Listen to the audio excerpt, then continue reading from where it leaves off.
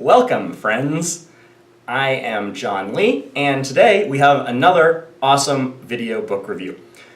I'm really excited about this review, guys, because today I'm going to be talking about the best book I've read this year, 2018, Bad Blood by Jon Carreyou. Hopefully I didn't butcher that too badly, about the whole Theranos scandal. So, for those of you who don't know, Theranos was a Silicon Valley startup which was going to revolutionize healthcare by reducing the amount of blood needed for blood testing down to a tiny little amount, getting rid of needles, and being able to do up to, I think, at one point, 87 different tests, she claimed, on just a few drops of blood, right? It was supposed to be the next leap in evolution, the same way Microsoft, Facebook, Apple, all of these companies have evolved from Silicon Valley. There was only one catch. The device never worked, and through lies, trickery, intimidation, and obfuscating the FDA-mandated test through something called laboratory-regulated tests, which is a whole scam and shouldn't be a thing, based on my reading of that book, though I'm not a medical professional, Elizabeth was able to get a valuation of $9 billion and use the equity position she had to unleash a lawyer named Joe Boyce, who was one of the best litigators in the world, on anyone who was foolish enough to whistleblow or bring to her attention that the device couldn't, do what it said it was supposed to do. So I highly recommend this book. This book is amazing and really fun to read. You'll get through it in a couple of days. It's unbelievable to see all of the different places where multiple different people realized that this device didn't work and how Elizabeth was able to intimidate, sue, or threaten them into silence. Let's get into my 3 takeaways. Number 1. Software companies cannot treat other industries, especially those involving health, like they treat the software industry. The concept of vaporware is brought up a lot in the book, and it's the idea that software companies will often claim they have software that they can't actually deliver in order to just get a boost, pump their stock prices up, whatever. You can't really do that when you're dealing with people's health, because while Elizabeth is putting out these devices that don't actually test people's information correctly, people are suffering from health illnesses and hidden kind of disorders that they can't see. So you're actually putting people in a lot of risk. Very similar to what's happening right now with Tesla and the car fires and the safety in their warehouses. You can't just say whatever you want when it comes to people's health because there are direct consequences. If Microsoft says they have a program that, recognizes handwriting better and it doesn't actually exist, no one gets hurt. If you say that you can test people's blood on just a few drops and you're not actually able to get the test back or the tests are inaccurate, people can die. And that's a big thing for all of these Silicon Valley entrepreneurs who are moving out into non-Silicon Valley fields. So that was my first takeaway. Second takeaway, it's all about who you know, baby.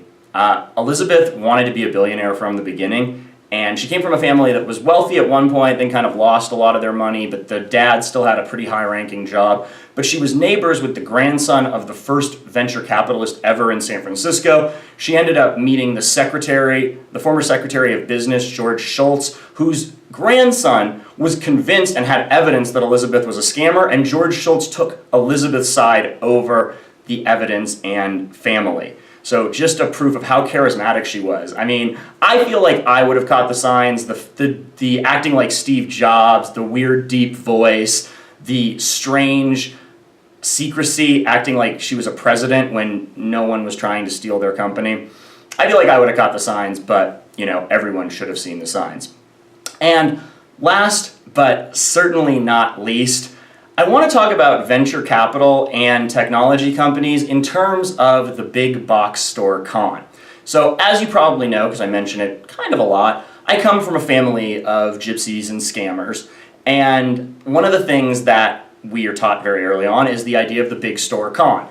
And you can see the big store con in movies like The Sting, but it wasn't until Jason Thompson on Twitter mentioned the idea that a lot of these tech companies are a variation of the big store con, that everything really crystallized in my mind that a lot of these companies, their goal isn't really to change the world or revolutionize these industries. Their goal is to transfer wealth from investors to the founders of the company. And the entire company functions as the big box store. Instead of going in and running the wire, which is a very common con where for dog racing results or whatever things you can bet on, stock market returns. They would set up a big store that was a stock exchange or a racing parlor, and you would get the instructions or the tip right before the actual results came over the line, right? That was a very common con in the 50s and 40s. I mean, never really that common. It's never been as common as the put up or the pigeon drop or any of the ones that don't take a lot of props and setup. You have to have a really big score to do the big box store, which is why it's the perfect avenue for scammers in the digital age, because you can set up a company that builds blood testing equipment, take hundreds of millions of dollars in funding, and be able to skirt around the registrations, restrictions, and regulations for years. Same thing with Tesla, right? Tesla's stock bumped up today on the idea that he's going to build a pickup truck when he hasn't been able to deliver the Model M's in 3 years, right?